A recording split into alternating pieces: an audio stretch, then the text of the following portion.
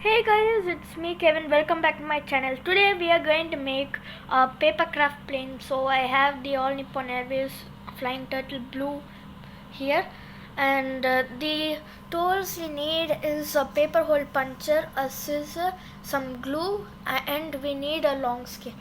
So to use it easily, I have a book here to use as a pad, and we have an extra sheet for the glue tabs.